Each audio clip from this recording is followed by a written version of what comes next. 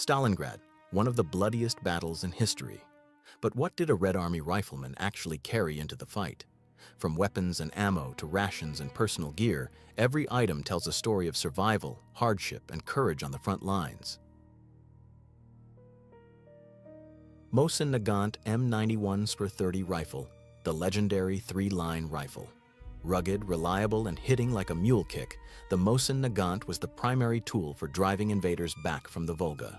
It could endure mud, snow, and neglect, yet still fire every time the trigger was pulled.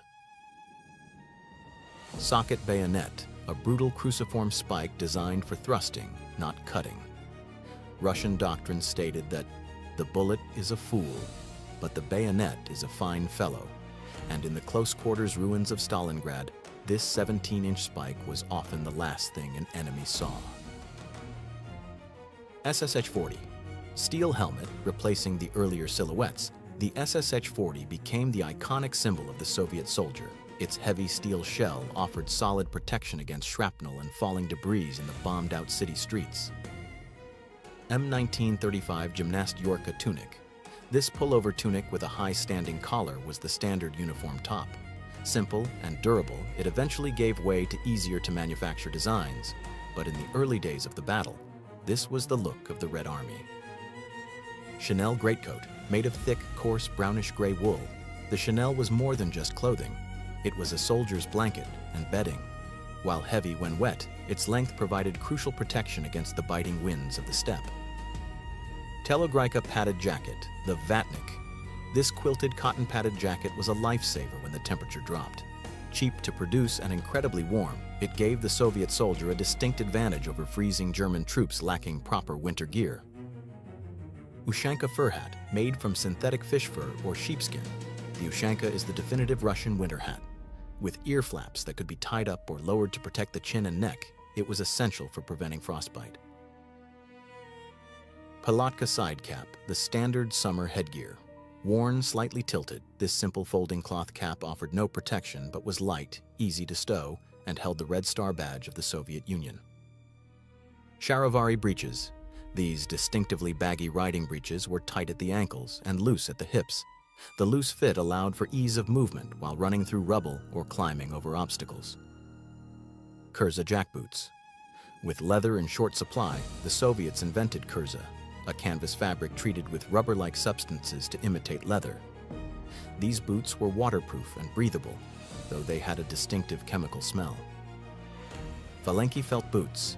When the Russian winter truly set in, leather boots froze. Valenki, made of thick, compressed wool felt, were the gold standard for warmth. Silent on the snow and incredibly insulating, they were prized possessions in Stalingrad. Canvas waist belt, a simple, utilitarian strap with a roller buckle. It held the soldier's gear together, supporting ammo pouches, grenades, and the entrenching tool. Meshok rucksack, essentially a simple sack with a drawstring and shoulder straps. Primitive compared to German backpacks, the Meshok was nonetheless effective for hauling rations, spare foot wraps, and personal items. Mosin Nagant ammo pouches, usually made of pebbled leather or kursa. These dual-pocket pouches sat on the belt. Each pouch held several stripper clips, keeping ammunition clean and ready for rapid reloading. 7.62 54mm stripper clips, thin metal clips holding 5 rounds each. They allowed a rifleman to load the Mosin Nagant's internal magazine in a single motion, maintaining a high rate of fire during human wave attacks. F1 hand grenade, nicknamed the Lemon due to its shape. This defensive grenade had a thick cast-iron body designed to fragment into heavy shrapnel. Soldiers had to throw it from behind cover, as the kill radius often exceeded the throwing distance. RGD-33 stick grenade, an older dual-purpose grenade. It required a complex priming process before throwing. A fragmentation sleeve could be added for anti-personnel use, making it versatile but somewhat cumbersome to use under fire. RPG-40 anti-tank grenade, a heavy, high-explosive grenade designed to disable vehicles. It relied on blast effect rather than a shaped charge. To use it, a soldier had to get terrifyingly close to enemy armor. Molotov cocktail, a bottle of thickened fuel with a rag fuse or chemical igniter. Cheap, desperate, and terrifying, these were used to blind tank viewports and choke engines in the urban labyrinth of Stalingrad. MPL-50 entrenching tool, officially a shovel for digging foxholes, but in the hands of a Soviet soldier, it was a fearsome melee weapon. Sharpened on the edges, it was perfectly balanced for close-quarters combat in trenches and stairwells.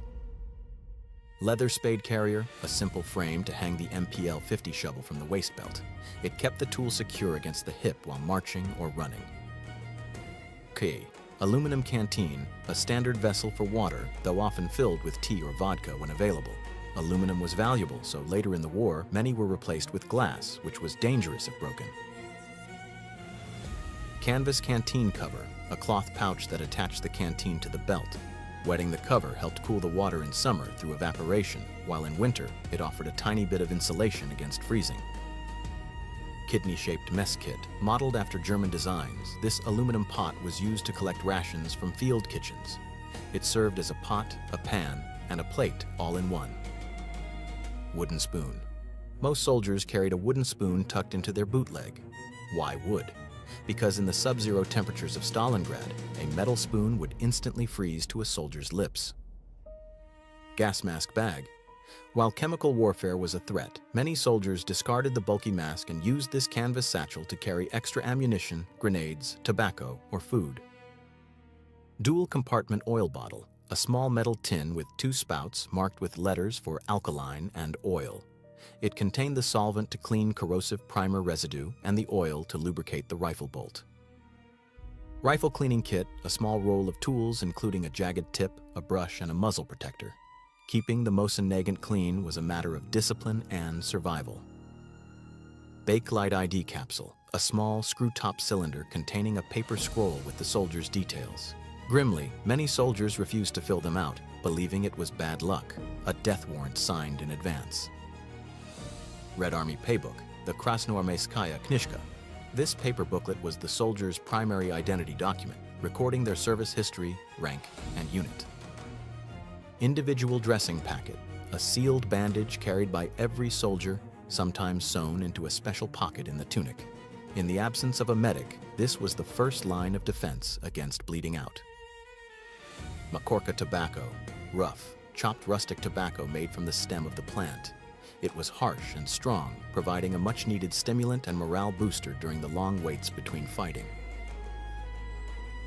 Newspaper strips, rolling papers were scarce, so soldiers used strips of Pravda or Red Star newspapers to roll their Makorka cigarettes, literally smoking the news of the day. Safety matches, precious commodities on the front. Keeping them dry was a constant struggle but essential for lighting fires for warmth and cigarettes for nerves. Port Yankee foot wraps. Instead of socks, Russian soldiers used rectangular strips of cloth. Wrapped correctly, they prevented blisters and dried faster than socks. Wrapped incorrectly, they could cripple a soldier on a march. 3-finger trigger mittens. Heavy wool mittens with a separate slot for the index finger.